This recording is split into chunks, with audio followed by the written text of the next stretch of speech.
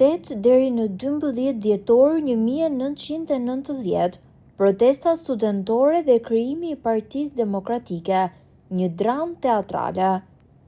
Këtë ditë lindën si një revoltë e studentëve për mungesë energjie dhe u kuptua si revoltë për më shumë dritë lirie.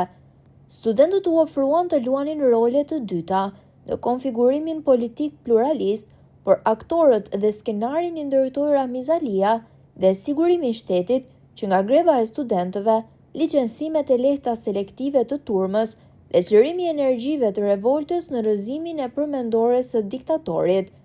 Ramiz Alia pas vizitës në SBA, ku pranoi pluralizmin politik, e deklaroi atë dhe në buron politike se rrezikohej të kishte fatin e Ceaușescut, organizoi skenarin e studentëve, të cilët ishin të pamaturuar dhe të papërgatitur të drejtonin. Shpërthimi i studentëve erdhi nga bijtë të sferave të sigurimit të shtetit, me kredenciale të larta me regjimin dhe u administrua nga spioni i sigurimit Azem Hajdari, i cili ja dorëzoi këtë lëvizje Ramiz Alis, që sipas skenarit thirri në shtëpinë e tij Sali Berishën.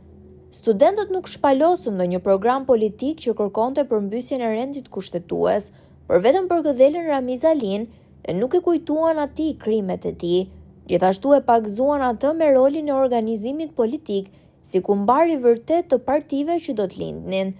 Pas kuintave, kontrollohej që bijtë të mos lëndonin etërit për të pensiononin ata dhe të mbronin veprën e tyre kriminale, ashtu si dhe u bë. Më pas fatit të ardhmes së Shqipërisë u mor në dorë nga entruazhi i elitës së figurave që organizuan nga sigurimi i shtetit, si kompani brejtësish në përbodrume, derisa mbritën të merrnin frenat e plota të pluralizmit. Partia e parë opozitare mori formë në shtëpinë e një tregtari Tiranës, të çfarosur nga diktatura dhe që partia ja kishte dhënë kriminalit komunist dhe prokurorit të dënimeve me vdekje, vllau terrorist Josif Pashko. I biri i tij, Gramons Pashko, do ta mblidhte Partinë Demokratike në shtëpinë e tij super të kontrolluar, që në të mos të hynin bijtë e personave të pushkatuar nga komunistët, pra klasa e përmbysur që i tmerron shkatrimtarët e kombit. Duhet thënë se partia e dytë që u krijua ishte ajo republikane, e krijuar nga kriminali i fshehur Sabri Godo në shtëpinë e ideologut liberal të Partisë Kriminale Komuniste Sofokli Lazri. Vendosja e drejtësisë dhe dënimi i krimeve të komunizmit nuk u krye dhe vendi është i zhytur në alibin e mungesës së krimeve të komunizmit, duke festuar fitore të paqëna dhe krime të kthyera në heroizma false. Monumentet të krimeve të luftës vazhdojnë të mirëmbahen dhe pasardhësit e krimeve komuniste i kanë kthyer ato në objekte të kultit fitimtar të regjimit komunist. Vazhdojnë të përkujtohen komunistët që imponuan luftën civile dhe retushuan si luftë qërimtare duke heshtur për luftën civile kundër nacionalistëve. Megjithatë, vakumin e pushtetit që la largimi i gjermanëve, ata e mbushën me terror dhe krime kundër inteligjencës dhe nacionalistëve. Ata që sot përkujtojnë fitoren mbi fashizmin nuk u njohën si të tillë nga koalicioni botëror i fitores mbi fashizmin, që u mblodh në korrik 1945 do konferencën e San Franciscos e krijoi Organizatën e Kombeve të Bashkuara, në të cilën Shqipëria u pranua vetëm 10 vjet më vonë, po ashtu Shqipëria nuk u thirr si vend fitues i luftës në konferencën e paqes Paris 1946, por me këmbguljen e Bashkimit Sovjetik u ftua si dëgjues edhe pse përfaqësuesi grek Tsaldaris akuzoi Shqipërinë që edhe 2 vjet më pas rënies së fashizmit mbante për president ideologun fashist Omer Nishani. Po a kishin parime morale komunistët? Shumica e tyre, bashkë me gruan e diktatorit, kishin qenë antar të partisë fashiste dhe më pas ju dorëzuan doktrinës komuniste si vrasës dhe terrorist, për fatin e keq të kombit. Sot partia e parë opozitare e krijuar në 12 dhjetor 1990, pasi është zvarritur si një opozitë drejtuar nga një komunist, e degraduar edhe nga imazhi fals antikomunist, është trirë e vdekur nën këmbët e ushtarit besnik të partisë Sali Berishës dhe ai po e tërheq zvarr si mburojë e krimeve të tij.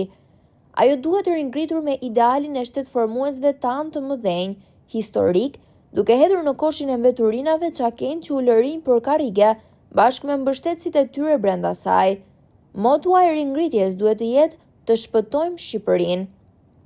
Në përvjetorin e 35, televizje studentore, ndodhemi në një udhkryq serioz të fateve të vendit, pasi klasa politike e krijuar nga pasardhësit e bllokut me misionin për të shpëtuar kriminalët e diktaturës komuniste, ka përvetësuar kapitale enorm financiare dhe investime strategjike, duke grabitur pronat e pronarëve legjitim dhe duke kryer reforma në favor të kastës mafioze, duke varfëruar popullin shqiptar dhe duke mbyllur hapësirat e zhvillimit dhe jetesës për shqiptarët e ndershëm dhe bijtë e tyre, që të vetmin shpëtim shohin largimin nga Shqipëria.